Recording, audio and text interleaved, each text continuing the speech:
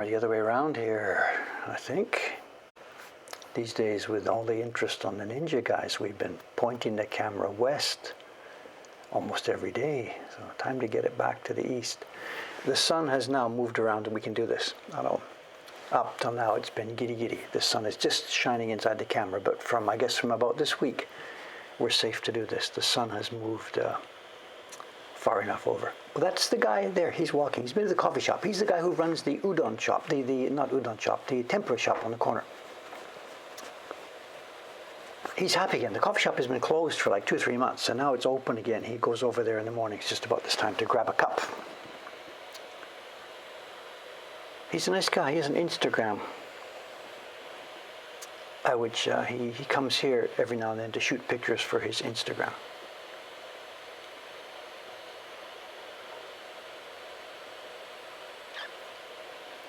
Sunny day here in Tokyo. Okay, good morning, gang. Good morning. Not sure what to write. We do have a bunch of news items and stuff to talk about later. The Ninja guys, I know they are closed. They've been closed Monday, Tuesday, and Wednesday. And I don't know if that's going to be a thing, if they've given up during the week already, or if they're going to give it a try. I don't know. But they've been closed for 3 days. I haven't seen the guys at all. Same here. Same here. Sorry. I know. Sorry, whatever. Just, there's stuff I can easily control during my days here, and there's stuff I can't control right now, so just whatever. But actually, this has to be taken care of, because we have an appointment for next Friday, not tomorrow, but a week Friday. There's a TV crew coming. So that's it. Dave now has to do something about this, one way or the other. So if our normal lady is not available next week, Tuesday or Wednesday, then I'm sorry, she is just going to have to back off, and I got to go somewhere else. So anyway, TV are coming here on Friday.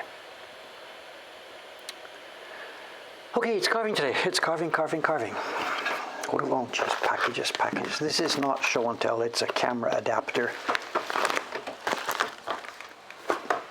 And this is not show and tell. This is USB-A to Thunderbolt 4. Is that what it's called? Adapter. 2 of them. You'll be meeting these in a few weeks, a couple of months.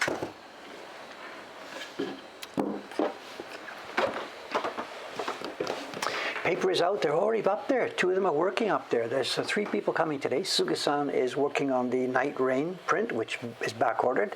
Ishikawa-san is working on the November print from this year's series. She was here when I was still in bed. I heard her go by in the hallway. And Rei-chan's also coming. She's working on the November print in this year's series. So.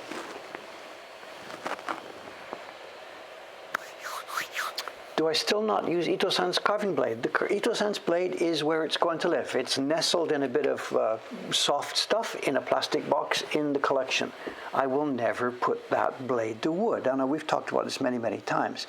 My own blades these days, I sharpen and on a normal day-to-day basis, we do not use a knife sharpened that finely. But if I'm doing hair and stuff, yes, I get the stone out and we cut it down to something similar to that. Probably not quite as delicate as the one he did, but delicate. So it's sort of a non-story now. His blade is protected and will be preserved. When we bring it out to show people, I give it a touch-up of oil so it doesn't get rusty. And I myself can sharpen a blade to something like that on occasion when we need to. Day by day we don't. It would just break within seconds on day-by-day carving. So the normal sharpening is what you see here. And the one you saw in the video was way farther back. The angle wasn't this angle for sharpening, the angle was this angle for sharpening. But we don't use that day by day. Neither did he.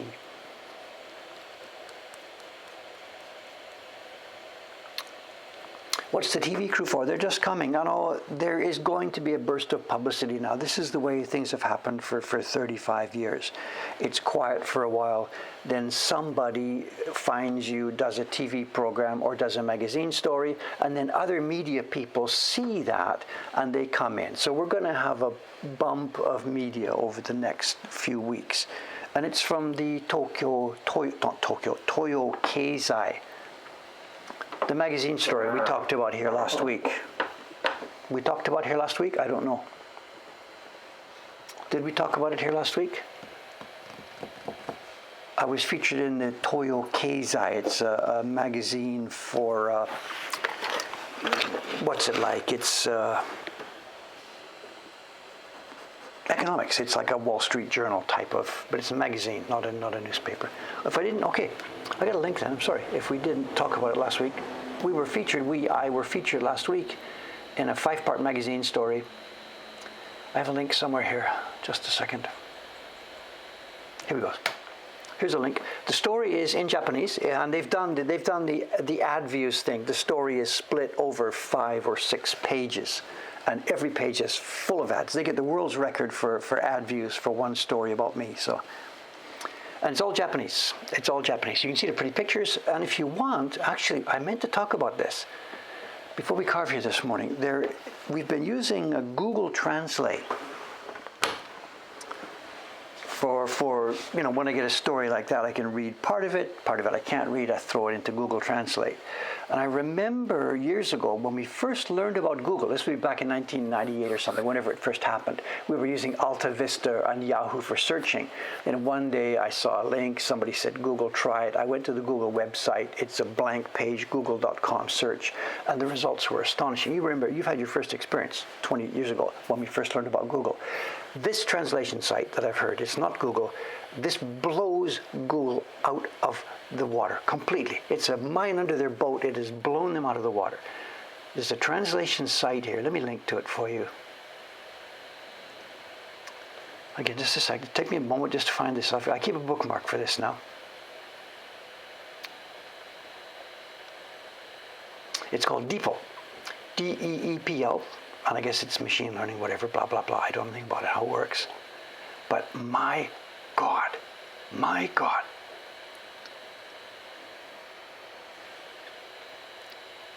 Let me get a link.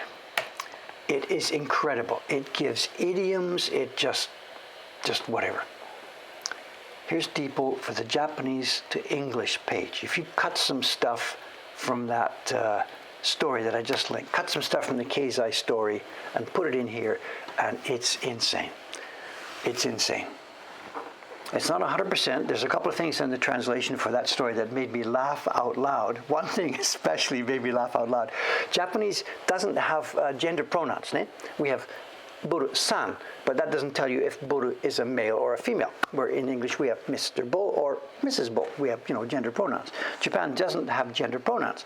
So when you've got a story that just has Japanese pronouns and you translate it, the translation software, whatever, if it's really smart and looks up and finds information about the person on the net, it can do it. But normally, pronouns give Japanese translation software trouble. And this story does too. So when you do the translation for the Toyo Keizai story, don't believe everything you read. Dave didn't get married to this guy. Dave didn't get married to a Japanese guy in 1993 in Canada. Dave actually got married to a Japanese lady, but the story picks up the wrong gender pronouns, so whatever.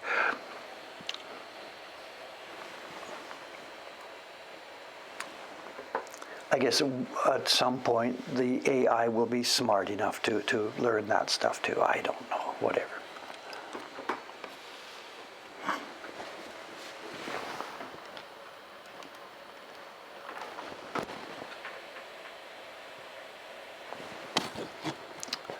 Just a minute, get this figured out.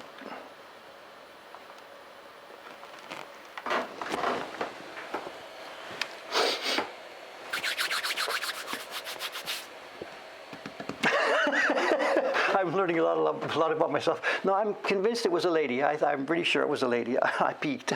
So we did have 2 kids together. So.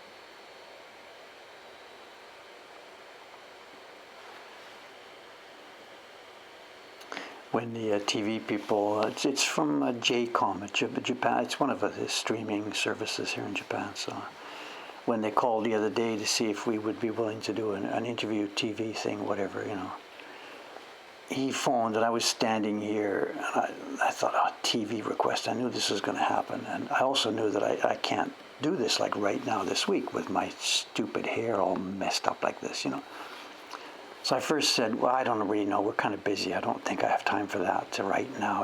What's your time frame, And he said, well, we really like to do that this week, And I said, yeah, no, I'm sorry. It's just completely too busy this week. That's impossible. He said. So he's then like, well, how about towards the end of next week or something, So I'm Dave sitting here thinking, we really are busy anyway, so do I really want to do this? But also, I also realized that if I say yes to this guy, then that is finally going to force me to do something about this stupid situation. So I said yes with the proviso that no earlier than Friday next week. So he said, yeah, sure, thank you very much, good, we'll be there in the morning. So I fully recognize what I did here. I said yes because it now puts my back to the wall and I have to do something about this other situation, When it comes to, work and customer orders and stuff, I'm not a procrastinator, but clearly I've been procrastinating on this other thing. So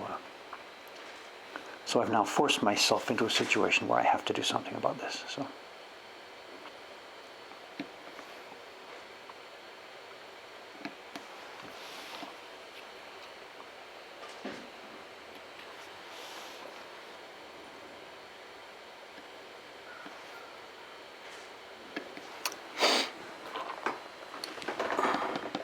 Oh, it's the Oshibori truck, is it? You got the wrong way. You can't see him today, so. Fingernails too. Whatever. Just don't pile on, please. Don't pile on. Relax. Don't pile on.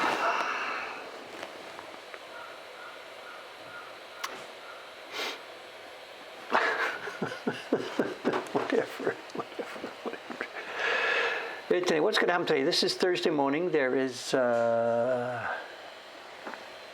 what have I done? This I see, okay, this is my mistake. I see garbage out there in front of this place. It's Thursday morning. There is no garbage pickup today. It's tomorrow morning. I've made a mistake here. I've put the garbage out one day too soon. Today's garbage is the cans and bottles, which I also did last night. Okay, I see. So I'll have to go out there and retrieve that garbage because it doesn't get picked up till tomorrow morning. Why did I put it out today? Okay, I know why. When Watanabe-san left here last night, she started to get the garbage ready, not out on the street, but she started to pack it up inside here. And she did that because she won't be in today. So last night when she was getting the stuff ready, she tried to prepare for Friday morning, which is the garbage pickup. So I saw her doing it and interrupted her. What I'm saying, it's okay, we're a day early, I can do that, relax, I'll take care of it. And I had in my mind that I will take care of the garbage when I woke up in the morning. So I did. Even though it's not due today, it's due tomorrow. Interesting. So don't get excited about the bag there. It's not going to be picked up this morning.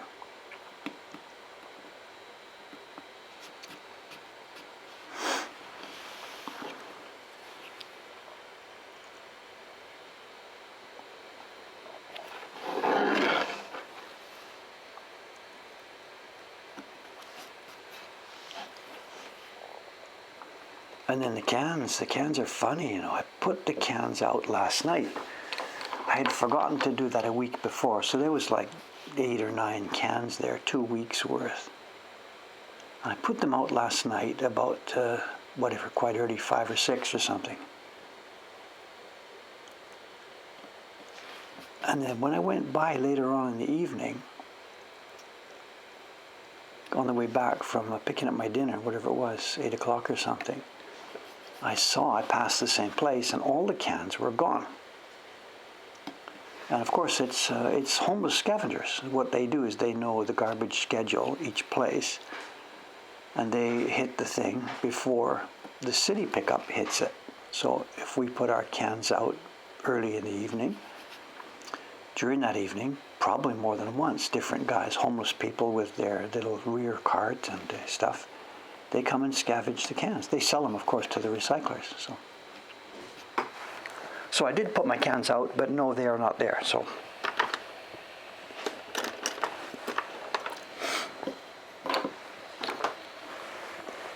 I don't know if we can zoom in any closer than this. I really don't know. It gets blurry.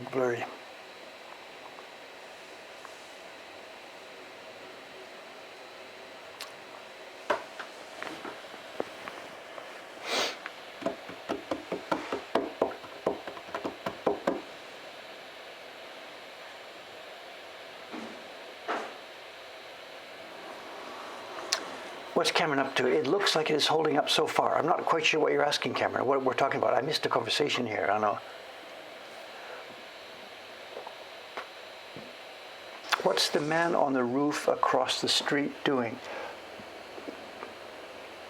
I didn't see it, but if you mean the restaurant on the corner, the one just in front of the Sky Tree, they will be opening at 10 o'clock or so this morning, and that will be the staff. The staff has access to the roof, and I think they've got storage and stuff up there as well.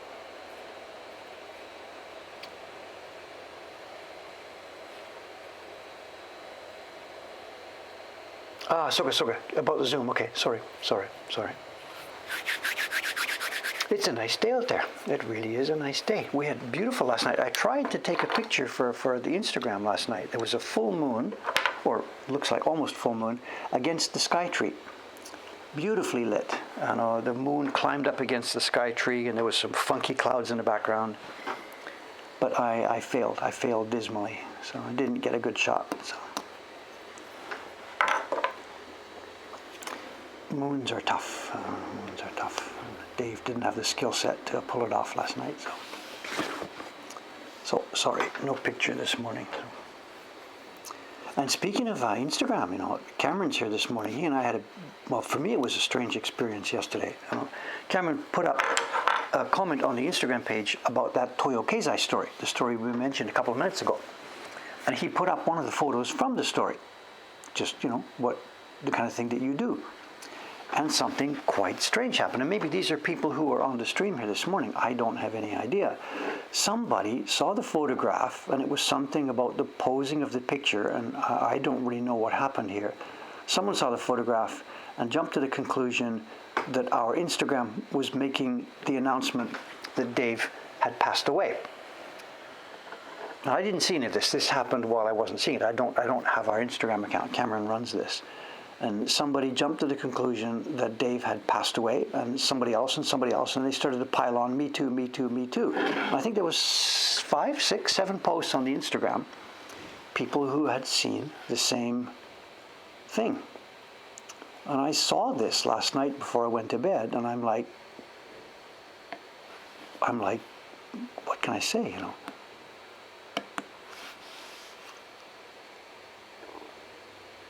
And of course I'm still here. And they realized once they read the rest of the Instagram, these people realized that, Dave is still here and it's okay. But if you'll see it there, you'll see on our Instagram, that most recent post has all these, to me, insanely strange comments.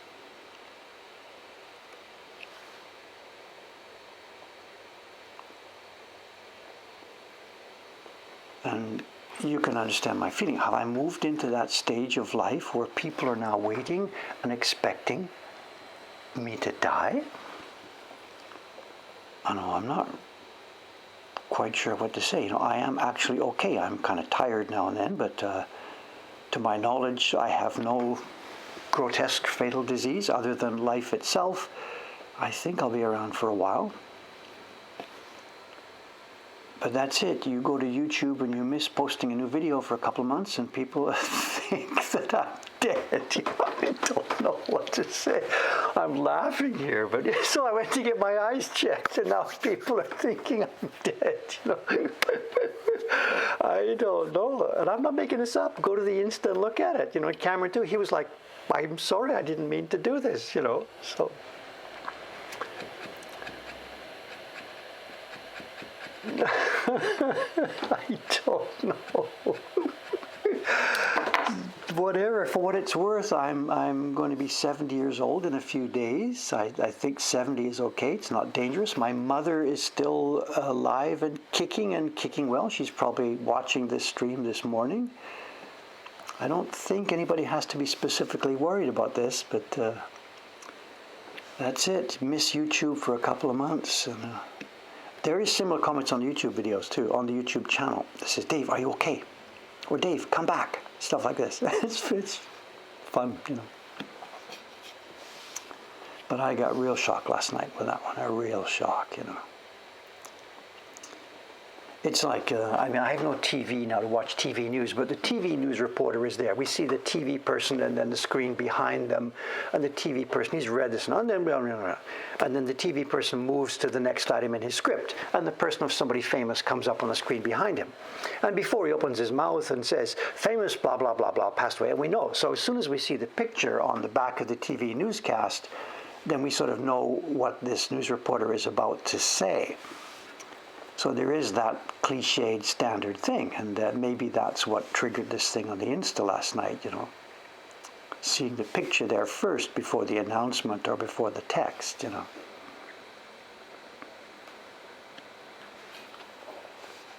Now you think, whatever, I'm making a big deal about this. Just imagine this is your own situation. You guys watching the stream, imagine this, that you had made an Insta post and people thought it was that you had died. How would you feel about this, you know?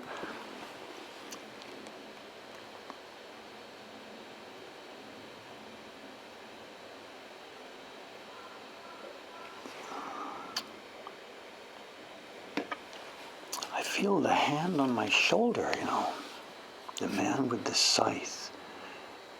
It is time. Come with me. No, no, not yet, no. Come with me.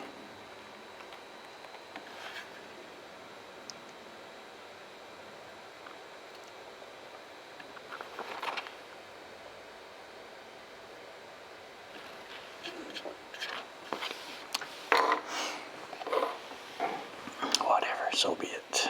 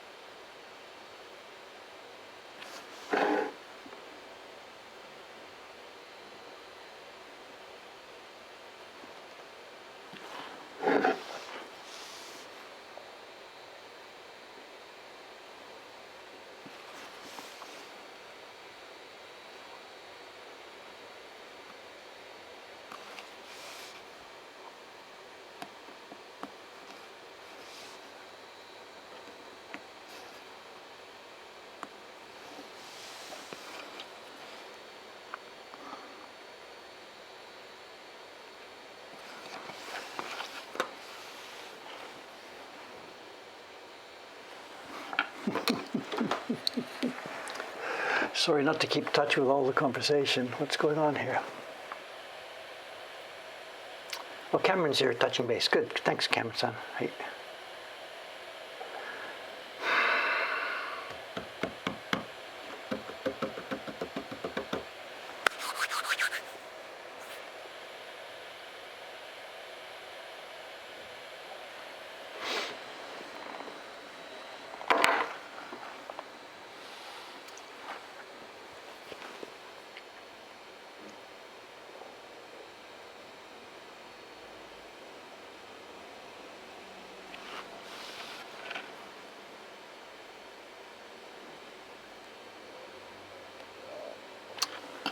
Should I move the mic then? If I put the microphone somewhere in a different place just for a while here. If I take the mic off my chest here and put it up in front, that might help. Whatever, there's mornings when I get breakfast and there's mornings when I don't get breakfast. I don't know if it makes any difference or not, I don't know. But, let's move the mic a little bit farther away. I don't know, that might help, I don't know. Testing, testing. There's stuff I can control and there's stuff I can't control. Sorry, that's all there is to that one, you know.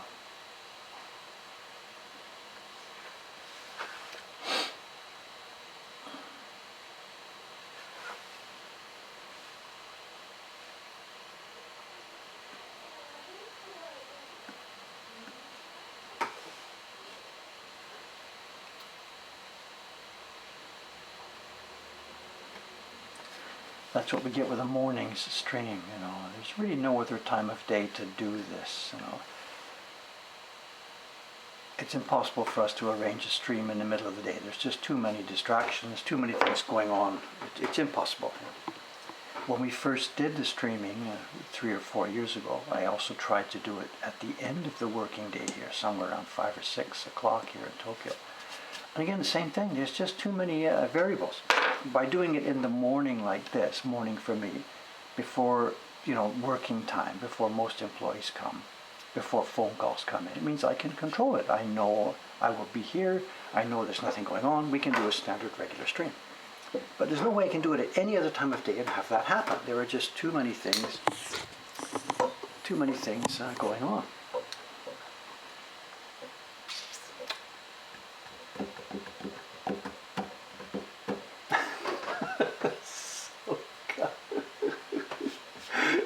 Sorry about that. Whatever, if something can go wrong, something will go wrong. That's the first rule of technology, right? It's the first rule of anything technical. A microphone cable or something on the floor. If it can get caught, it will get caught. If it can become unplugged, it will become unplugged. If it can block the view, it will block the view. This is just the ultimate law of technology. If it can go wrong, it will go wrong. So.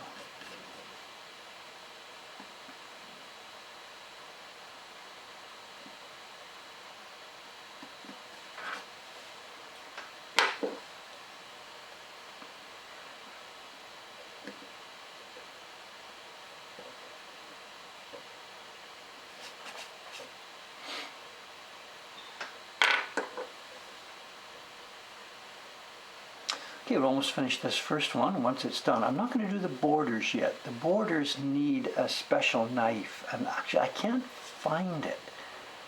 It's a knife for cutting straight lines, and for years and years and years I've had one in my toolbox here. I learned how to use that when I was doing the Poet series, 30 years ago. But recently it seems that the work I've been doing hasn't required straight lines because I can't find my knife, my straight line knife. And it might be in the drawer at my carving bench in Ome. Out in Ome, I've got drawers within reach. I sit there carving and printing, and there are pull-out drawers in reach with the tools that we don't use very often, like the tools for recovering the barren and stuff like that. Tools that are not in use every minute of every day. And all I can guess is that my straight line carving knife is in one of those drawers. So I'm going to Ome, I guess, next week, and I'll see if I can grab it. And then once I do that, we'll have a session where I cut all these lines from the outside. It's ruler work. Sometimes the straight lines are cut freehand, sometimes they're cut with a ruler. For a job like this, we don't want wibble wobble, we don't want them messy. So I will be using a ruler to cut these. So we'll just, to save it, I'll skip it for now. I'll just move on to the middle of the next one. We'll keep doing this, and maybe I'll do them all together. No idea. We'll see when we get there. So.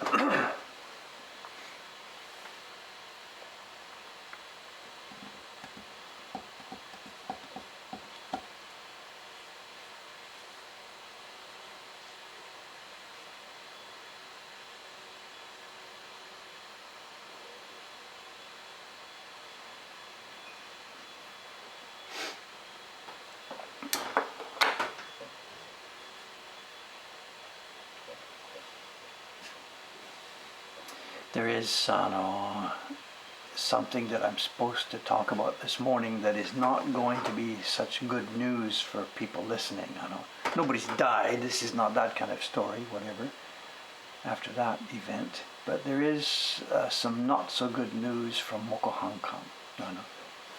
It's not a completely decided announcement.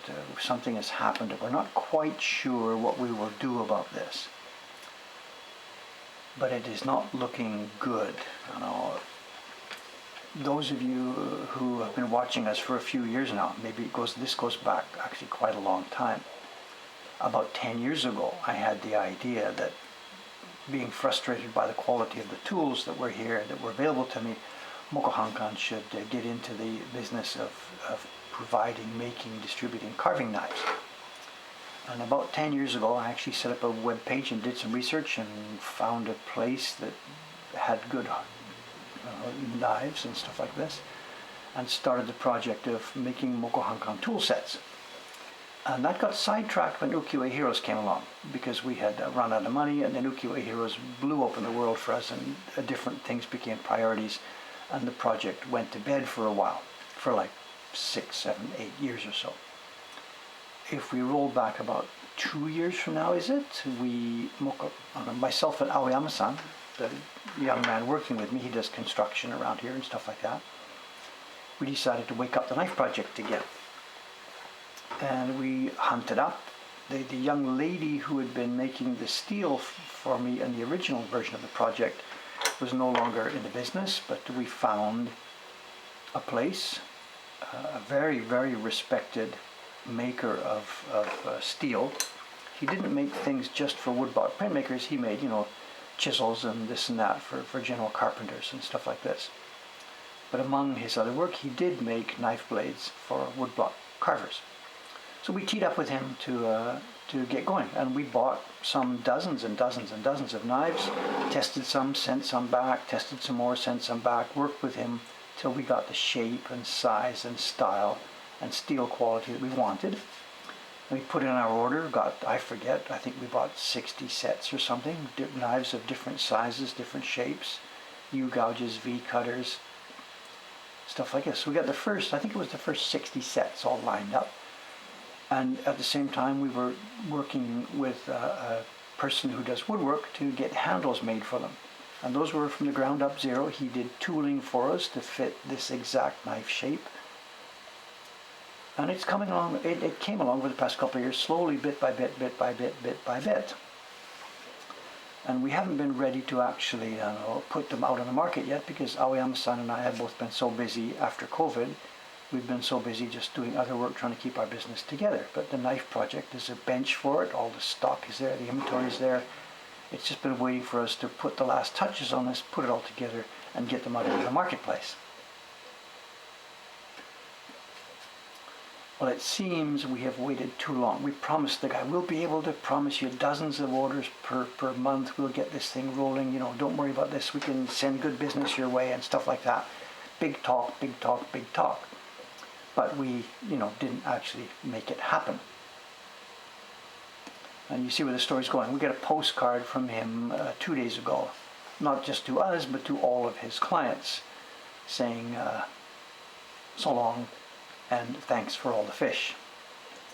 He's closing on October 30th. Well, he's already closed because he does stuff to order only, so he's finished, he's done. He's over 70, which I didn't think was so bad, but he wants to retire, and there is no successor for his business. Nobody has stayed. He has tried to train some. The young girl I mentioned who made the knives for me the first time around was a quasi-apprentice there, and she's the one who had actually made the blades that first time around 9 or 10 years ago. There wasn't enough business. She left, couldn't make a living doing this, and he has no other apprentice, and that's it, and it's now gone. He's closed.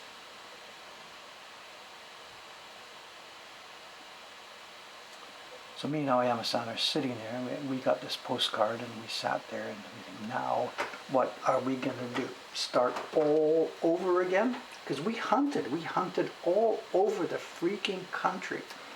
We had a backstop. We knew this guy might retire. We're not, we didn't go into this completely blindfolded. We had a backstop. So we ordered knives from 2 places. One was Konobu-san, this man who's just retired now, and one was a guy called Takahashi. He wasn't in his 70s. He's 68 or something like that. I don't know. He also has no apprentice. He's in exactly the same situation. So we got sets of knives from Konobu and Takahashi and started to get, the handles are a different shape, so we did line A and line B, our superior quality knives than our normal knives, because the Konobu stuff was going to be expensive. And I mean expensive. Like for a set of 5 knives, this was going to be some hundreds of dollars for a set of 5 knives. Anyway, it's all whatever. Takahashi-san is still there, but we're going to get the same postcard tomorrow from him, because it's exactly the same way. So I don't know. We're partway through getting it set up. We have, these few dozen sets now, but they're still not even ready to go. We haven't got them mounted in their handles. We haven't got them set up. That was the next thing Aoyama-san had to do. We had to create the assembly line so that staff can take the raw blades, the raw handles, do the shaving, put them together, shim them, do them tying. We haven't built any of that jigs and any of those tools. That was one reason why we didn't get the stuff to the market. We had all the components, but didn't build our system for putting it all together. And the problem now, I guess this is probably already going in this conversation, people are saying, I want one of those sets, that this is the last chance, blah, blah, blah. We haven't got them. They're just components. We haven't built a system to build the actual hardware. So Aoyama-san is really, really, really disappointed. I mean, that was one of his main functions here. He doesn't make prints. He doesn't carve. He doesn't print. He's really good at stuff like when we need to build a new shop. And that this tool project was a project conceived to help give him a good, strong function at Mokuhankan. And now that's gone. So my concern, over and above the tool project, my concern is that I've got a very important employee, semi-business partner here, who all of a sudden has had one of his main functions here destroyed,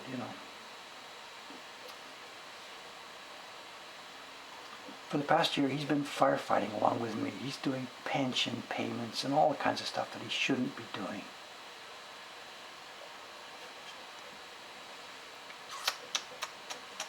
So I don't know.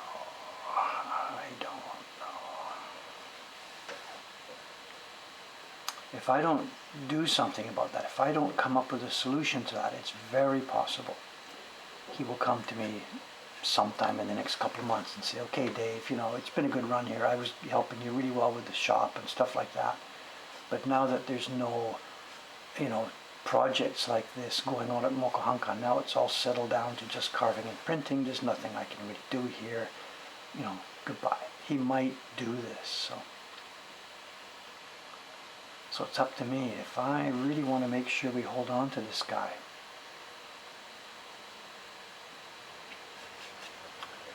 it's up to me now to find something.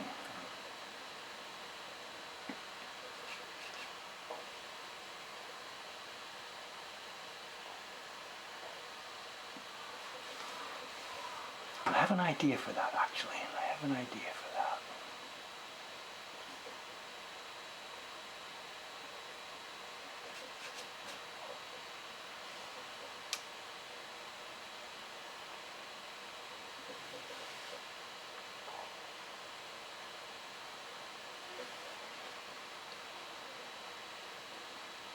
I have an idea. And we have funding, like we've got the Patreon behind us, the people who are helping us on Patreon. If I wrote to them and said, okay, look, we've got a bit of a thing here, a bit of a change. I need to do such and such, such and such. We need to build such and such. Do you mind if I use your funding for this project? You know, every single one of those people will say, that is the best idea since sliced bread, please do this. So we have an idea in the background, and we have funding.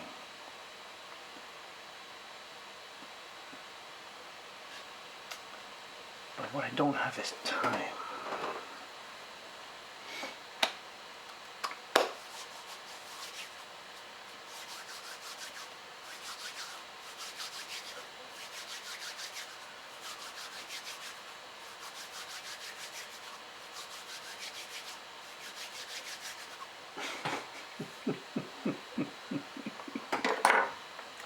It's funny, somebody's joked about this idea of the portable shop, you know, because that's actually always been one of the things in the background that we could have done here, or we could do in the Saksa. If you go back, in the pre-COVID days, 2 or 3 years ago, you know, a Saksa is jammed, it's a genki, it's fun, it's whatever. And the idea was always, was always in the background that if we had the time and whatever for it, we could do this. I don't know what tense to use, past tense, present tense. I'm confused about tenses here. The idea of a portable woodblock print shop. These existed in the old days. There's lots of documentation. There's prints showing such people.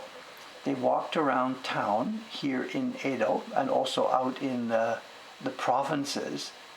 There would be a business. A guy would come into Tokyo, buy a bunch of books and prints wholesale from one of the dealers here.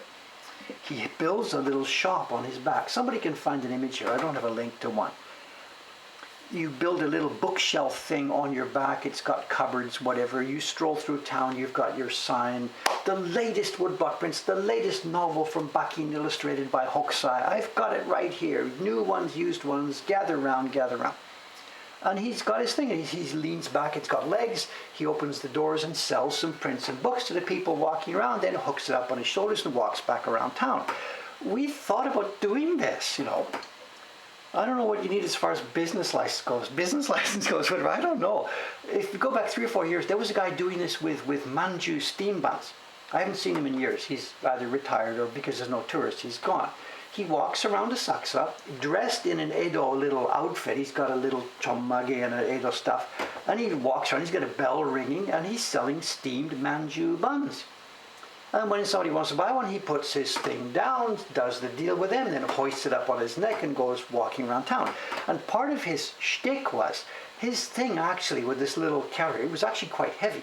So part of his shtick was, as he's selling them the steam buns, then people want to do a selfie. So they stand there with the thing. He's beside them. They do the picture, whatever. And people try and lift this thing, and they can't lift it. It's too heavy.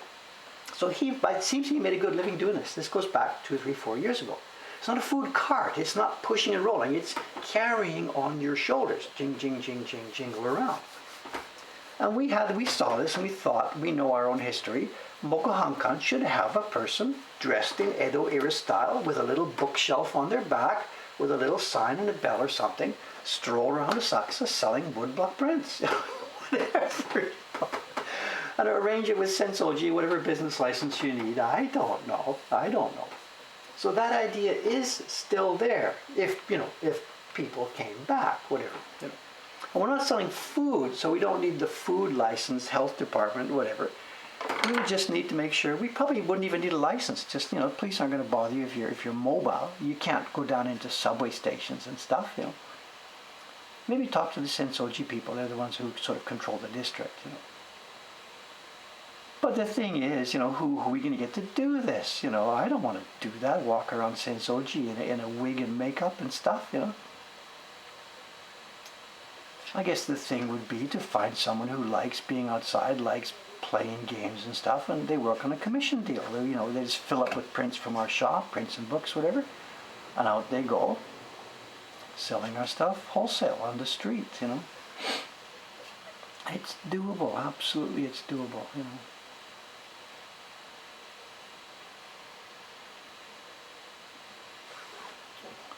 I don't think Aoyama-sama wants to make a living as a street vendor, you know.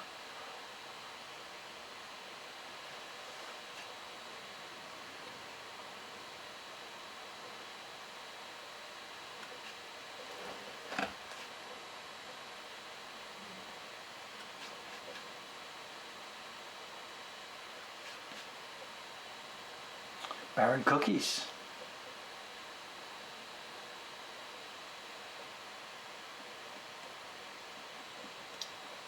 So potential projects for Aoyama-san. Baron cookies is, of course, another one. We've let that sleep for all this time. If we now have a free person here, an organizing person, you know, he doesn't, I believe, know anything at all about cooking or whatever.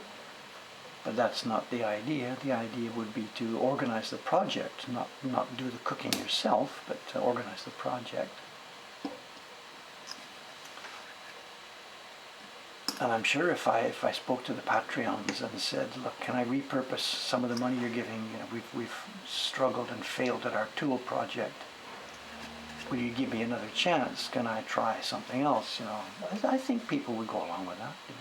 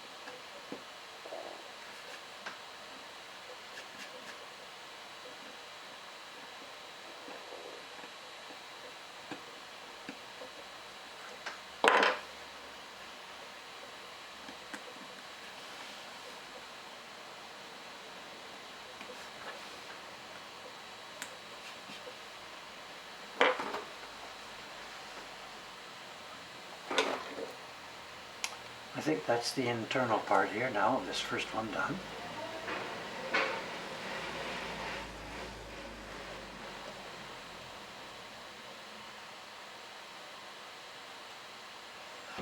Okay, which one next? Do we do the fish or we do this one? Let's walk this way. Let's save the fish for the end, I think. Can't quite see it.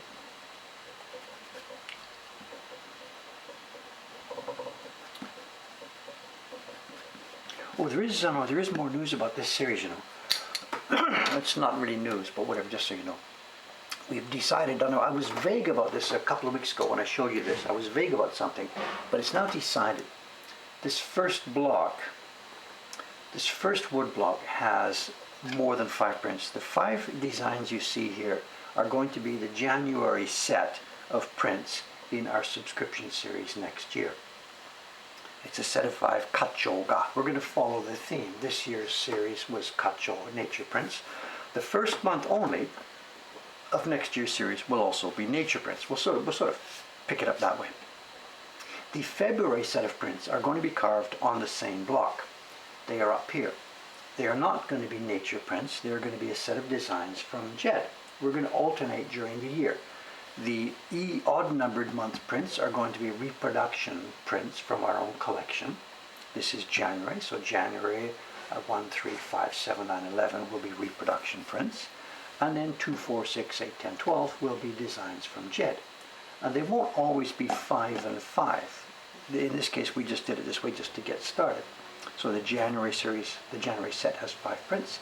The February set has 5 prints, and I have received from Jed his designs now. This was something, little scribble silly sketches, which is why I didn't show it to you, because they look kind of careless. It's not fair to an artist, to a designer, to show their real roughs. It's not fair. People think that's not so good, because they're roughs. But it is now coming together, and these roughs have now been turned into designs. And not today, but sometime next week or the week after, when I receive Jed's brush work, I will be pasting that down on here, and we'll be carving all of these 10 designs together. So it's going to take me a while. Before I'm able to print these, I'm going to have to carve all of these 10 designs plus color blocks. But remember, this is a 2-month job. So even if, as this series progresses during the year, even if it takes 2 months to do it, we're still okay. Now, it won't take me that long, but whatever, here we go. So the point is being, we do have these things in hand. Then for the next pair, March and April, we may be doubling them up like this, or we may not be. I was able to double them up here because the number is not too large. 5 and 5 makes 10, we're okay for 1. But some of the month sets of prints are going to have more. There might be a set of 8 horizontal. And 8 horizontal, 1, 2, 3, 4, 5, 6, 7, 8, would make a nice block all by itself. So I think we're not always going to be putting 2 months' work on one piece of wood. As we work during the year, some of the blocks will be a single month's batch of prints, and some of the blocks will be 2 months' batch of prints. We'll see how it goes during the year. There's no reason for me to make that rule at this point. We'll see how it goes as we go forward.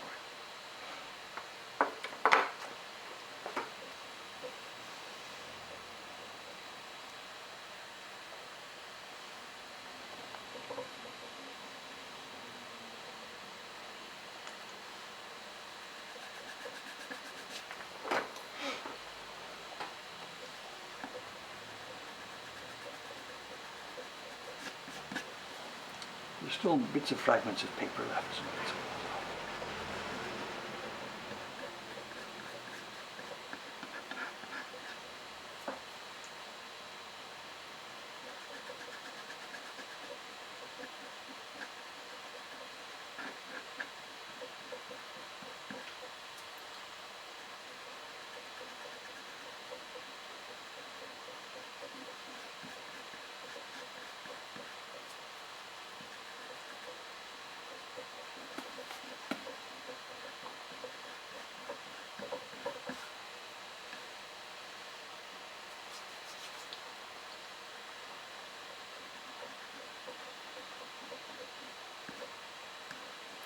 Very touchy part of the job, you know. If I rub just a bit too much or make too much moisture on that block, we lose it. I know this isn't an original artist drawing, so I could, you know, photo it out and paste it down again, so this wouldn't be an earth-shaking disaster. But it would be troublesome. In the old days, you had just your one chance. It was the artist's drawing that you were pasting down. But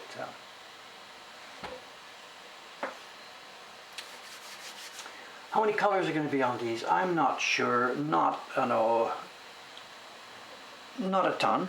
These prints here, because they're so delicate and small, the focus is going to be on the delicacy rather than, you know, making multi colors. They're going to be landscapes. There's going to be a sky, there'll be a sea, there'll be a land, there'll be green, brown. They're going to be 5, 6, 7 colors each. Because they're so small, that limits the number of colors you need. You know, we've got some birds here. The birds are not going to be 6 colors each. The birds are going to be, you know, you name it, whatever, brown with a background around them or something. So they will be nice color prints. The approach will be very, very delicate. We are not in any way going to make these, I know, rough and ragged. There's going to be no bright spot color. They're all going to be quite delicate.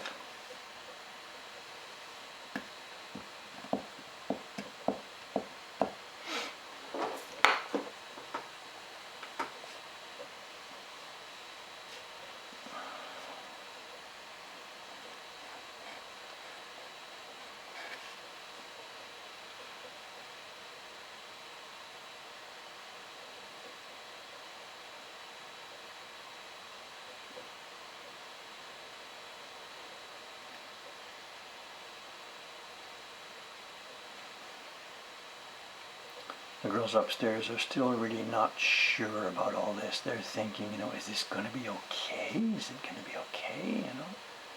And I am absolutely 100% confident they are going to be able to do this, because I think the kind of work that I'm projecting for this upcoming year, this kind of work just suits those ladies perfectly.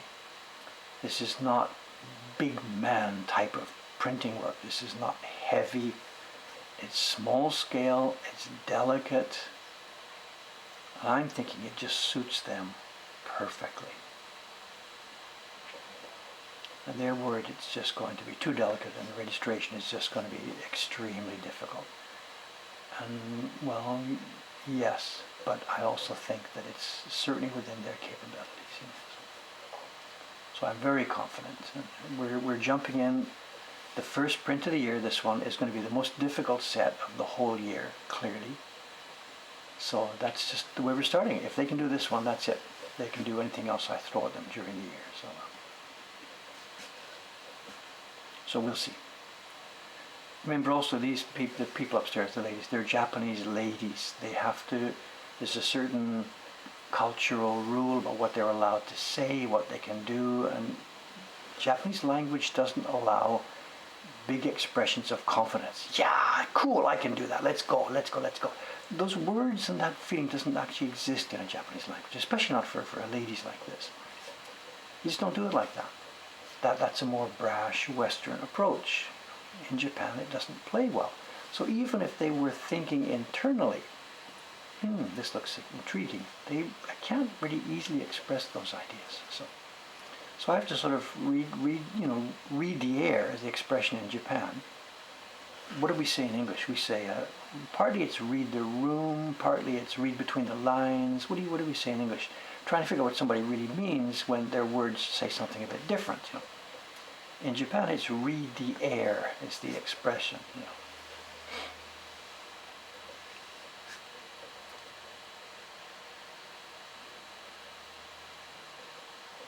Trying to figure out what people are really thinking, what they're really capable of, because the words may say something different. It's the same in any culture, of course. I can't say the same. The same concept is true in any culture. There's what people say and what they're thinking is, of course, different,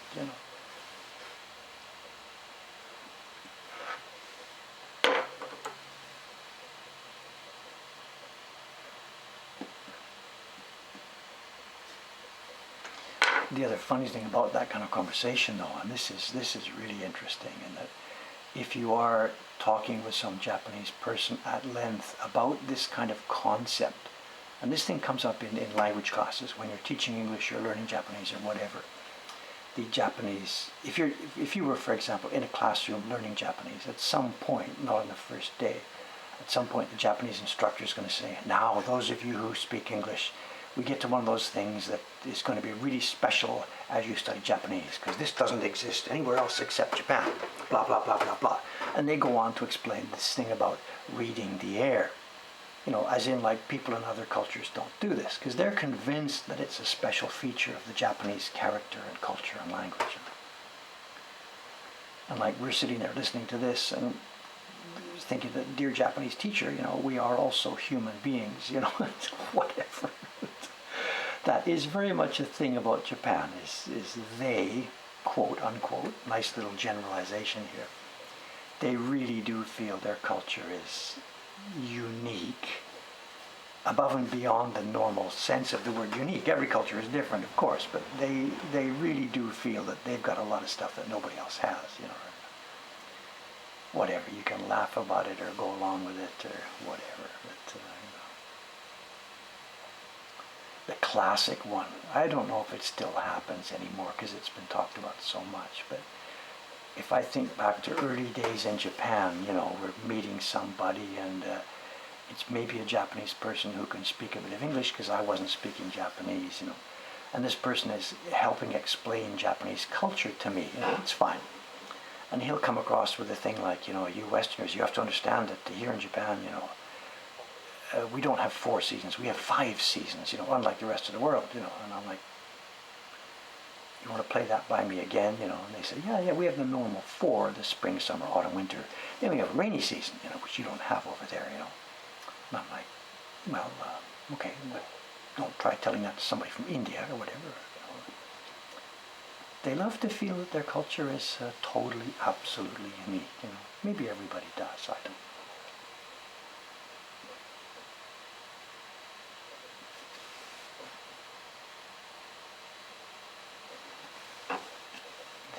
They, generalizations, of course.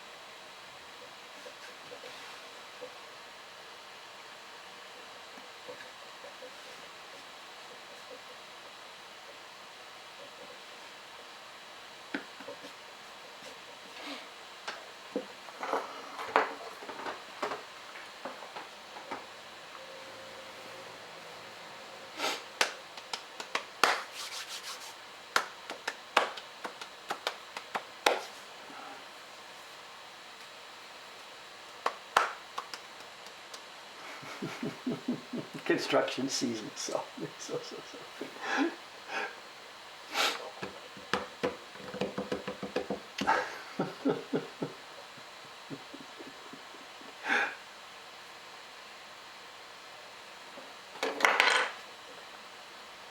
The thing about the rainy season, I remember the guy, and it was a relative of ours actually. He was in the construction business. He ran or was high up in a little construction company that did Japanese housing.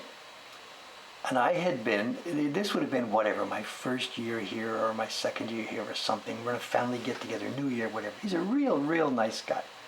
Real fun guy, but he's saying, Bullseye, David, you've got to understand, you know, because I think I'd been complaining about the house. Like, there's no insulation. It's just walls to the outside. You know, the apartment that I had just rented in Humra, which had just been built. We were the first tenants in it. This was 1986, the summer. We were the first tenants in a brand new building, and it had no insulation. And I had looked, there's nothing in the walls. There's the outside facing, empty space with wires, the inside facing, and nothing. And we'd been chatting about this, we're drinking at New Year, whatever, and I said, you know, like, this to me, Canadian society has got an R20, heavy insulation, energy saving, and Japan doesn't do this. You know, why? You're supposed to be such a technologically advanced, ultra-modern society, and you can't even freaking insulate a brand new wooden house. What's going on? And this is the point where he says, no, we are different. You've got to understand Japan is different. Over in Canada, you have 4 seasons, and he ticks them off: summer, winter, blah, blah, blah, blah. He says, here in Japan, it's different. We have 5 seasons, blah, blah, the rainy season. And because of this, we can't insulate the houses. And I don't remember this is 35 years ago, so I don't remember the conversation, but I remember the content. And I'm like, what are you talking about? It rains. He said, no, it's the mold. If we do what you did in Canada, if we insulate it, seal it, blah, blah, blah, blah, blah, the house will become full of mold and it will be unbearable. We are different.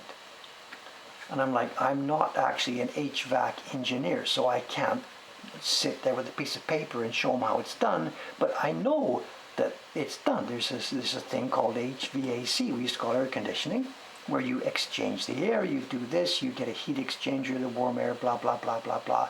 This can be done, you know. And he's not having any of it. Nope. You're looking at us as being hicks or something. We're smart here. We know what we're doing, and we know how to build in our own climate. And no little dude from Canada can come here and tell us how to do this. We know what we're doing. And that's sort of end of conversation, because he says he's aware of it and they're planning for it. And I'm thinking, this could be done, So that's the background to that sort of thing, Japan can't insulate the houses, otherwise they get moldy. Okay, whatever.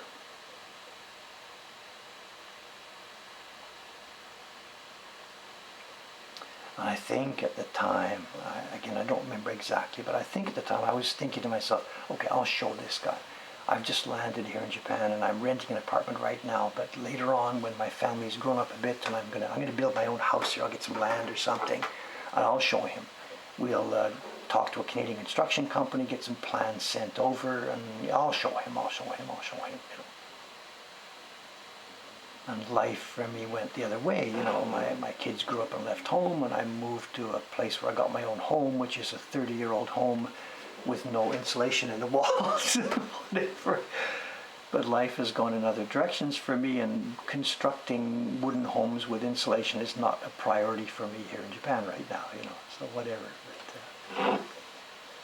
And I have no knowledge of how the current situation, with all the new feeling about energy and insulation and stuff, perhaps something has changed here. I don't know. I'm not in touch with it at all these days.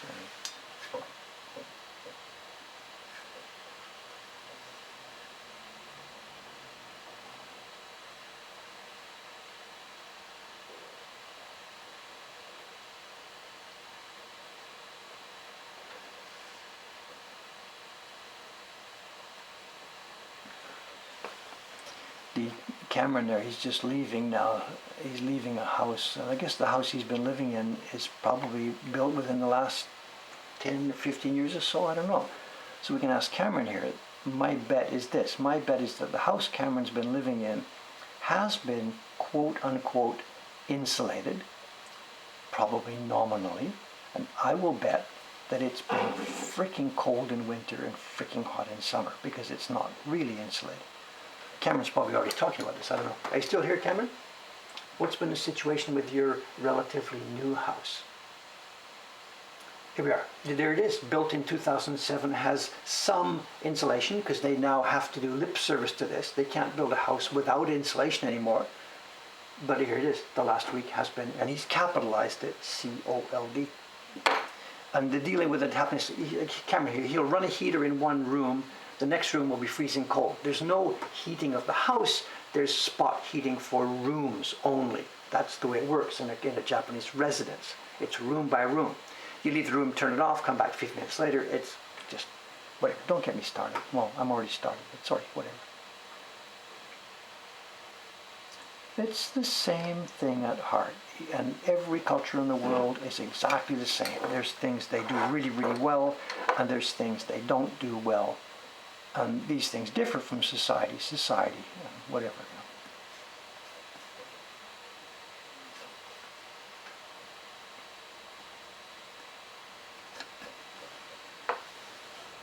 Whether Japan will ever sort this one out, I don't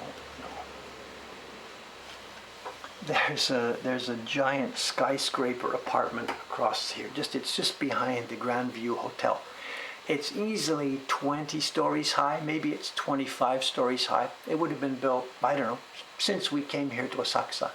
It takes up almost a whole city block. It's got balconies and apartments facing out in 4 directions. There must be a central core with elevators and stuff. And it's, like I said, 20 plus stories high, 2 or 3 units each face, and every freaking one of those units has an air conditioner stuck on the outside of this building, on the outside of each room. A building, 20-story plus building, full of apartment units, and each and every room in there has its own separate air conditioner to the outside. I mean, give me a break.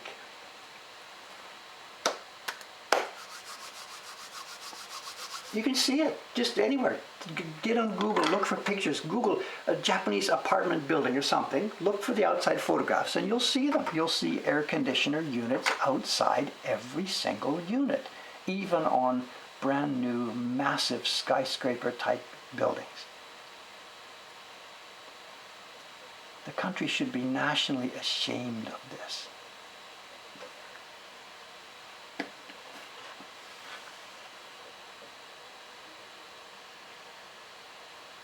Or they're right and Dave's wrong. And the mold problem here is so severe that modern HVAC technology quakes in fear. Maybe he's right. I don't know. I'm sitting here thinking that I'm the guy who's got the answer to all this. There's lots and lots of people over the past few hundred years who have thought this way. Okay, we're going to come into Japan. I'm going to show them how to do it properly.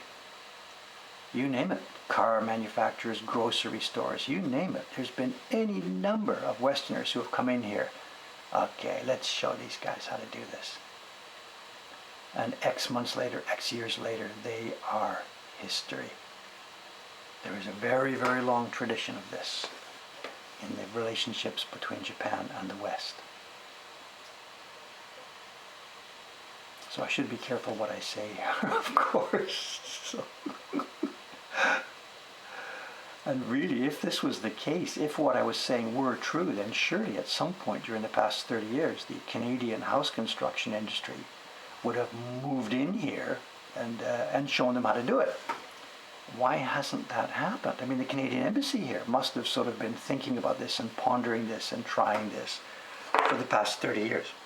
But it hasn't happened, so maybe these people know something that I don't know. Oh, show and tell time. Okay, my God, look at this, look at this. We've eaten the whole time. Did I get anything done? Nominal, I guess. I don't know, nominal. Yeah, Walmart. The one before that was, what's the French one? Carrefour. They came in, I don't know how many years ago now, 10 years, 15 years ago, Carrefour. They came in, and we're going to do this. We're going to show the Japanese how to do grocery distribution. And they're gone. They're history. Costco is still here. Walmart is here as an owner, but I believe they're not happy with what they've got, and they're trying to get out. I don't know the details of the background there.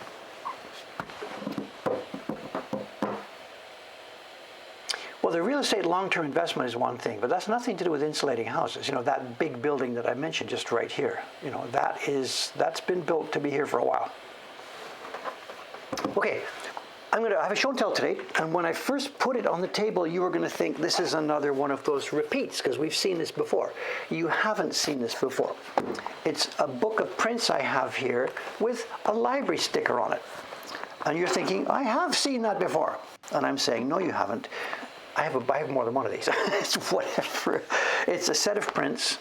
It was a set of 6 volumes made in the pre-war period in the, I believe, Taisho, but it could have been early Showa, I don't know. It was a set of prints made for distribution here within Japan.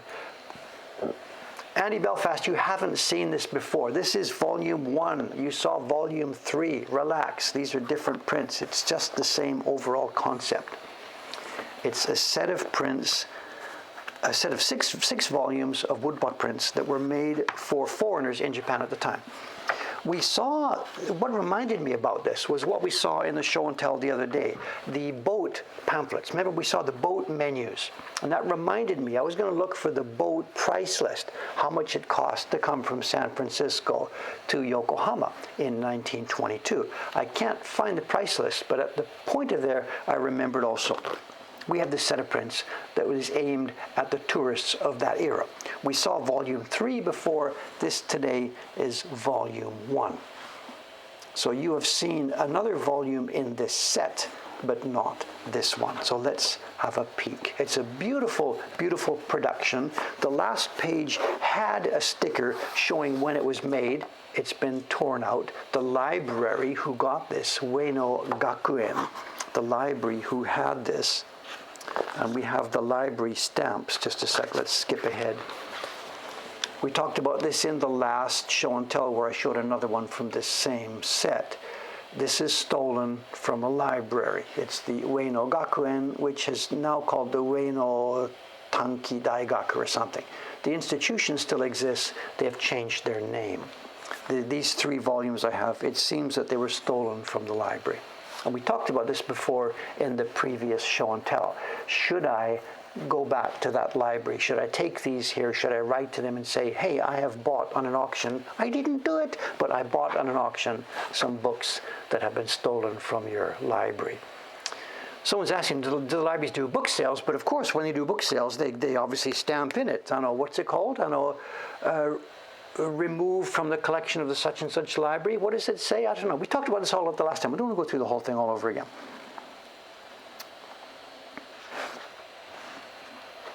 So, the set of books. And what we have here, there's an English explanation for the English tourists of the day. And the company here has selected 12 woodbuck prints which represent the months of the year. It's not a calendar set per se. Yeah, discarded from such and such a library. They're woodblock prints that originally were not a set. They're all by different designers and different authors, but this company has gathered together 12 prints that represent the months of the year. You know, we'll see heavy clothes, light clothes, blah, blah, whatever, whatever, whatever. So there's a long, very involved explanation talking about each one of the prints. It's a wonderful, wonderful, wonderful little set. Let's have a peek through the prints. And 2 pages of explanation in English, not in Japanese.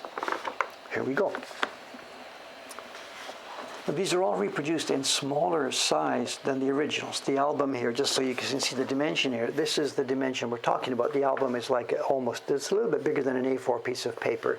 That's our size. And the prints are reproduced to fit inside this. And it's a let's journey through the eras type of approach. They're going to start with prints from an older Japanese era, the 1710s or so for something like this, and then they move forward through the ukiyo-e time span.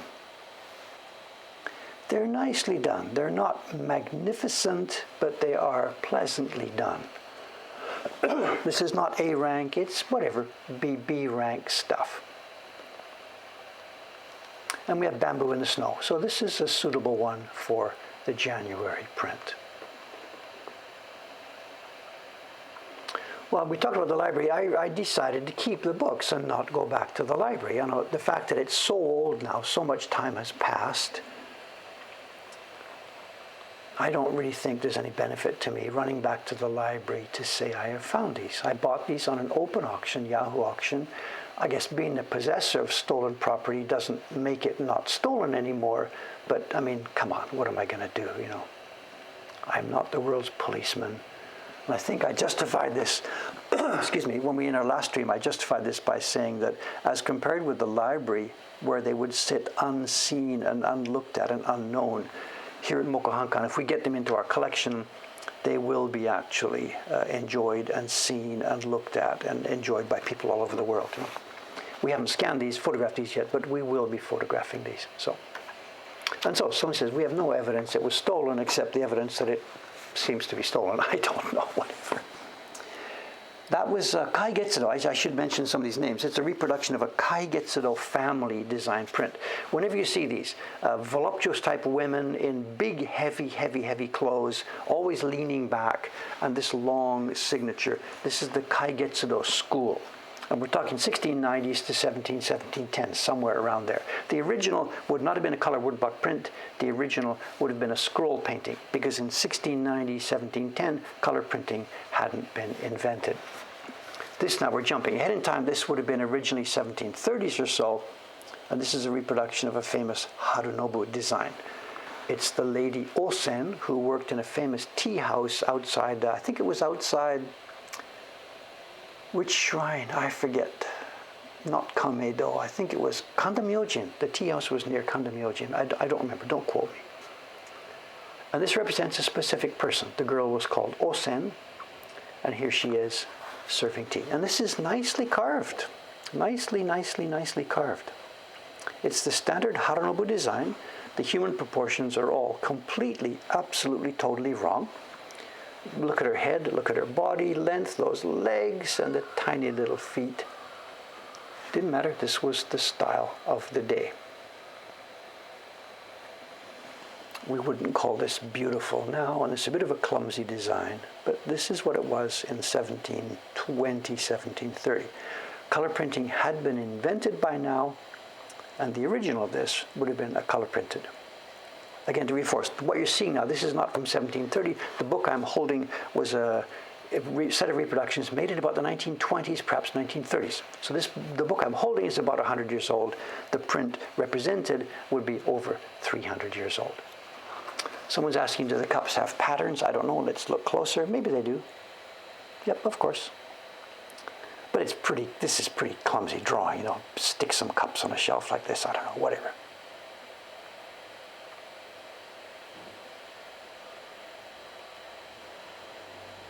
So that's Haru Nobu. We're going to get going here. I got to get through these things. I don't know if I know all these things.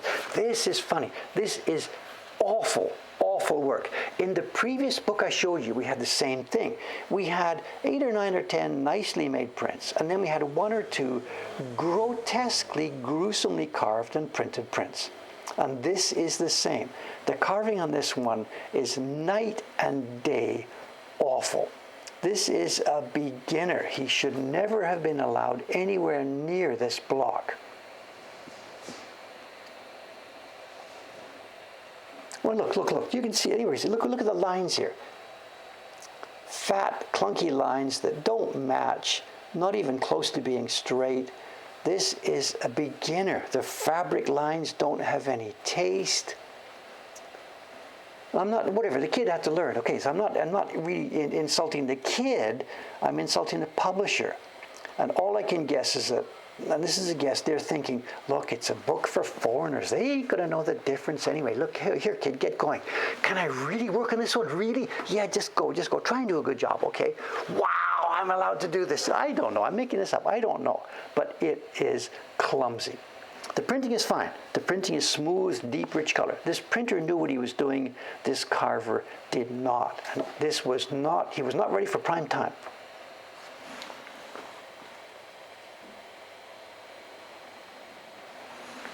The print's attractive. Whatever. I'm just whatever. I'm complaining because I'm like whatever, you know, whatever. It's okay. It's all part of what it is. It's all part of the history here. No, it's not the drawing. It's the knife work. It's a reproduction of an older era print. So the drawing is not the problem. It's the actual knife work. The guy just simply, and he's trying, and maybe he became the best carver on the planet 10 years later. I have no idea. We don't know his name. We don't care. But it was, you know, whatever. He wasn't ready for prime time. We now go back to a different carver. This is a reproduction of Sada Tora. We've got the names. Kuni Sada had a million apprentices. It was Sada Nobu, Sada this. This was Sada Tora. You can see the Tora kanji. Sada Tora ga. Very rare. We don't see much work by him at all. He did most of his work in things like book illustration, stuff like this. And the carving, we've come back. Look at close. We've got some delicate carving here. This guy knew what he was doing. This is not the same boy. This is somebody else in the studio. Quite nicely done. It's an era, the illustration era. The face now, it's a different era of drawing. The way they drew faces is completely different from what we saw back here. This is a 1720 face. This is an 1860 or something like that. And there must be a story being referenced here. I don't know this. Somebody, Rangaksha, somebody here who knows more about Japanese antique culture than I do. There is a poetic reference here that I do not understand. She has been dabbling in the river there, fishing for something or other, or it's a reference to a fishing story. And could this be Saru Kanigasen? I don't know. You tell me. There's a reference to a poetic thing here that I don't know. The technical quality is nice. The coloration is Taisho era coloring. We have modern colors. This has white pigment mixed in, semi-opaque color. This is not traditional ukiyo-e coloring. No foot binding. She's wearing geta. Geta, wooden shoes / sandals with very high sticks. Normally they would be used by people who are going to be walking in the snow or in a muddy area, whatever. Having the long sticks at the bottom elevates you and helps keep the bottom of your clothing clean. Why she's wearing those on a nice day out in the countryside, I don't know. Trying to catch crabs, yeah, whatever. The hairstyle is a Yoshiwara lady type hairstyle, so you can make your jokes about crabs as you wish, whatever.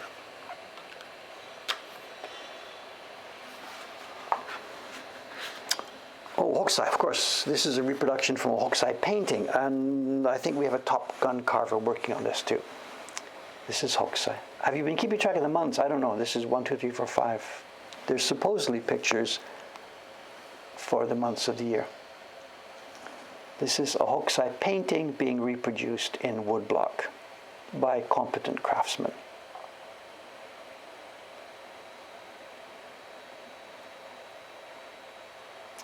And they had that thing, Japanese women of that era, or Japanese people of that era, were not in any way tall. This was a pre-modern society. And anybody who's visited Japan and goes in a Japanese older house, for me the doorways are here. There were no tall, thin, willowy people in Japan, and yet all through this era, this was one of the cliches of the art, to make the women look tall and willowy. And in real life, they were short, stumpy legs. Piano legs was the thing, This is attractive. The coloration here is very, very, very nicely done. Very nicely done. The white is not white paper, that's white pigment applied over top of the image. Very nicely done. The technical quality of the prints in this book, they really range quite widely. How many is that? 5? It's done by months. It's supposed to be January, February, March, April. This was supposed to represent May. Next one must represent June. An octopus and a lady. Close your eyes, please. What have we got here? It's another story. This is Yoshitoshi. And I think it's a reproduction of one of the prints from the 36. I don't know. This is a Yoshitoshi print. And that's not a knife. It's a tool. This lady is about to go diving. She is an ama diver. She's tying her hair up. She's going to throw her clothes off. It's a knife. That's the blade she uses to pry the shellfish off the rocks. This is a diver with her prying tool. And we have a curious octopus standing by, and another, I guess they're not so curious, whatever. It's octopuses and crabs today.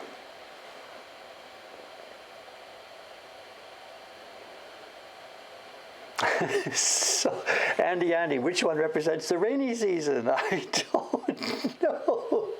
This is calendar months, this is not seasons, ne? So the octopuses are standing by. Once she's got her hair up and her clothes off, I don't know. Let's move on, please. That was 6. Next one is 7. Must be July. Okay. Now for something completely different. This is not a woman, actually. This is a man. This is a print by Sharaku, representing a kabuki actor of the type known as onnagata. Onnagata, the shape of a woman. We can tell they wear this hair patch to cover the front of their hair. And I'm not a kabuki expert by any way. The rough outlines that I understood is, because kabuki didn't use women, it was only men, and we had men dressing up like women, there were questions of the morals of the theater, whatever. The government at some point said, we don't like the hanky-panky that's going on here, so the men dressing up as women have to make themselves look less attractive. This is the story as I understand it. And I think they were told, you must shave the front of your hair off to make you look less attractive. This is, if you read the kabuki history books, it's the kind of stuff you say. So it became then the onnagata, the men who were playing women's parts, the habit became they had this little front thing. There's a name for it, which I don't remember. They had this patch of cloth to cover their ugly shaved part of their head, so it didn't spoil the illusion of dressing up as a woman. So this is a dude, indeed, dressed up like a woman.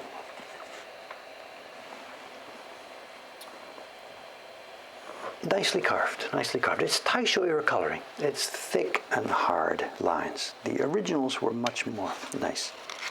What have we got? Moving along here. This is going back to the earlier era, the early 1700s. This is, again, a reproduction of a painting before ukiyo-e color printing had been invented. It's clearly now summer.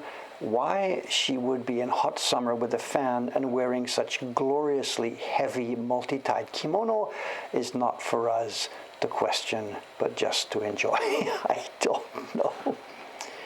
She's outside on a little engawa bench. It's hot, hot, hot summer. It's, I think the artist is Miyagawa Choshun. Again, scroll painter, a scroll designer.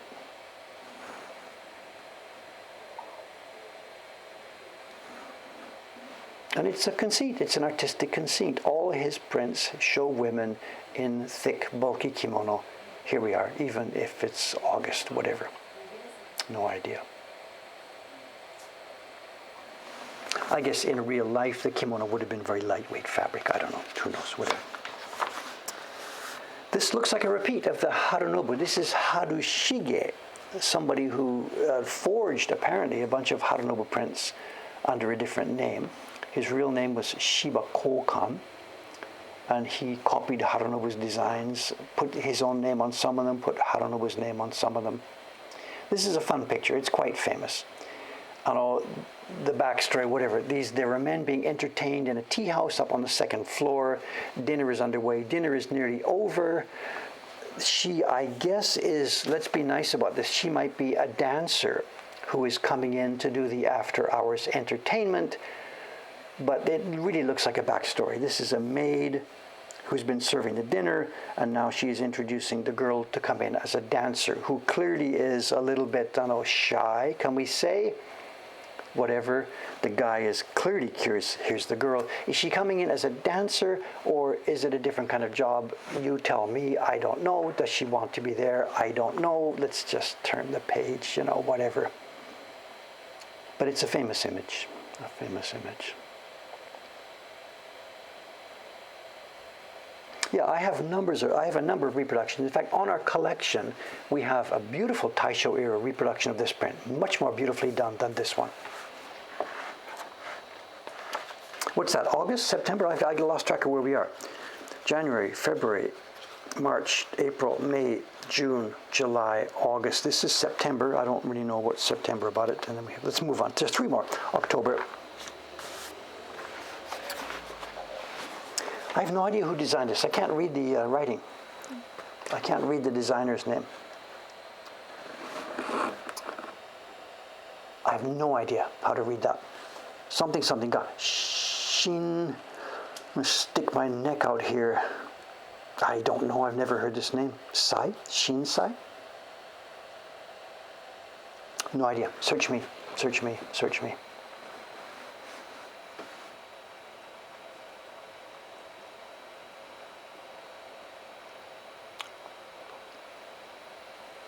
And a lady of means at her writing desk.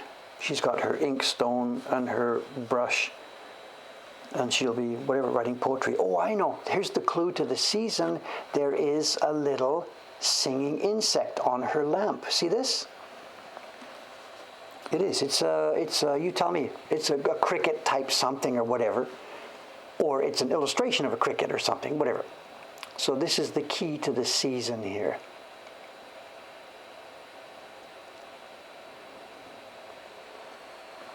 So that's October, I guess. We got 2 left here.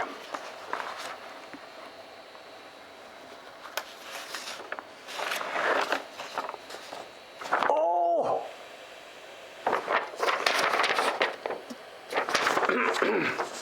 I had no idea this was in here. I really know my collection top to bottom. I know every print in our collection. It's a document from the library, but wait a minute. It's a photocopy. It's a photocopy of a photocopy of a photocopy of a photocopy. It's got stuff scribbled out. It is a document verifying that this volume has been released from the library. It's not a receipt, but it's a show. It's verifying. But, just a minute. It's somebody here. It's the actual library. Ueno Gakuen, with the actual address, somebody's seal. This has been scribbled out.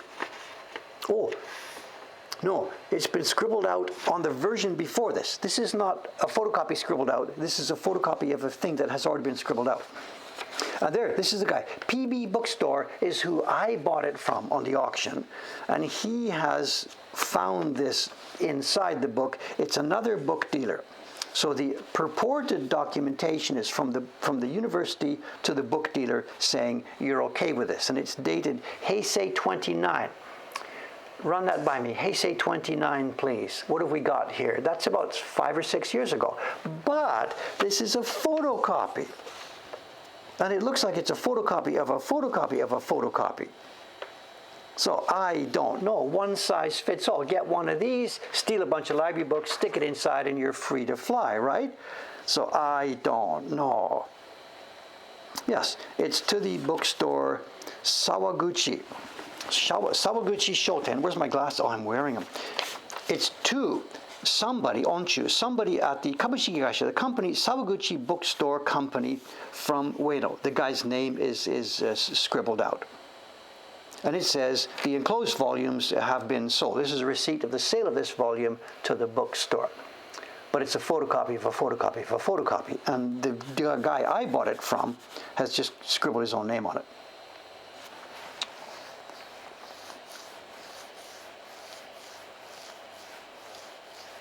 It's not that old. Heisei 29. Did somebody have a date of this? 2017.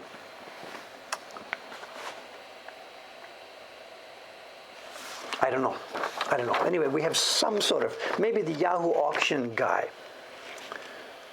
keeps these in handy. Well, no, it wouldn't make any sense. The auction guy, I don't know. You tell me, I don't know. It's impossible to see the signature. Could it be a totally forged document? The guy at the Yahoo auction was trying to do this to make it safe for him? I don't know. You tell me. You tell me. There it is. It's been in there all the time, and I didn't know.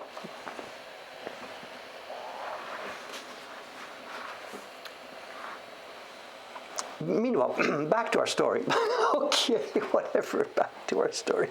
This, I guess, is the November print. We have another super tall, willowy lady in the Yoshiwara. Oh! We have content. Just a minute.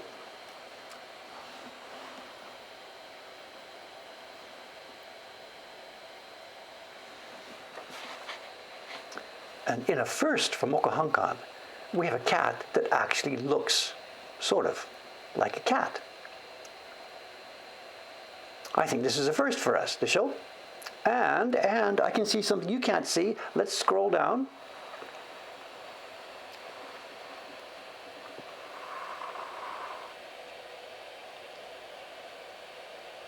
We have a dog that looks like a dog. My God, somebody got it right. I think so. For those of you just joining us, there's a backstory on this Twitch channel. I know in the ukiyo-e era, they were very good at drawing some things, and they were kind of funny about drawing some other things. And we have seen many prints on this channel. If you're the old timer here, you know.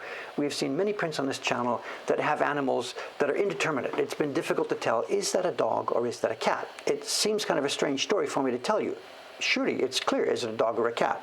But no, I'm here to tell you, we have had many cases of animals on this channel where we have not been able to tell what they are. And in this case, it really does seem pretty much that we have a cat and a dog. But believe me, it has not always been the case when we are looking at some of these old prints. There we go. Okay, I guess there must be one left to finish off with. Have I got the months right? Yes, there's one left. This is going back in time again too. This is Kitao Masanobu. And we have, this is a lady in a kimono representing the tale of Genji. And I don't know which chapter, but this mark here, somebody who's going to be quick, faster than me, this particular mark symbol, it represents one particular chapter of the old Genji Monogatari. So there is a backstory here. It's relating to this story of that chapter of the Genji Monogatari with illustration. This is an expensive lady in the Yoshiwara with an assistant who is helping her prepare a poem card. And the coloring here is not ukiyo-e coloring. This is Taisho era bad printing, thinking maybe they used something like that. They didn't. This color did not exist before Western dyes entered the country. So this is a Taisho. It depends how nice you want to be. You could consider this an abomination as a reproduction of an ukiyo-e, or you could just not really care so much. I don't know.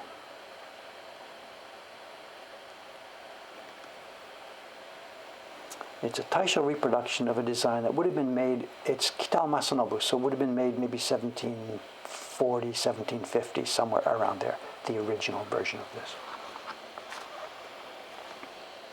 Nice embossing too, thick, rich paper. Nice embossing on this.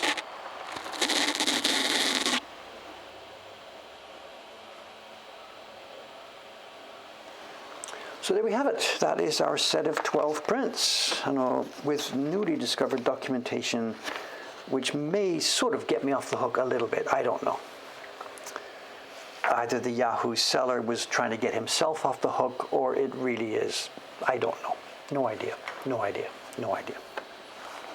Okay, there we have it. I do have 3 volumes of this series. We have now seen 2 of them. So sometime in the future, it won't be on Saturday, but sometime in the future, I'll grab 1 more volume and we'll have a chance to look at the 3rd one that I have. Okay, thank you very much. Thank you for this. I've gone a bit over time. Sorry about that. We've gone a bit over time. Today's Thursday. I will be back here Saturday morning with the same. I won't be fixed by Saturday morning. By next Monday, Thursday, whatever, I might be fixed. Who knows? We're going to sign out here for now. What I will be doing in the next stream is clear. It'll be the same thing I will be doing in many streams for the next couple of months. I will be carving on this print, bit by bit by bit. So I'll see you again on Saturday morning. For the past couple of minutes, for the last minute or so here, let's put this up. I think you can see what happens. Asakusa does come alive, At the end of the last stream, we did the little visit with the ninja boy. And while he and I were outside fooling around at about this time, 9:30, you saw bit by bit, many, many more people started walking by and moving by. So it is, Asakusa does come alive just in the short time after we shut off this stream. And you can see there's boys, staff members at the restaurant across the street there. They are getting ready their morning preparation, and they're up on the roof there. That is one busy restaurant. It's number 1 on that street. It is super busy. They are hustlers with a capital H. They really hustle.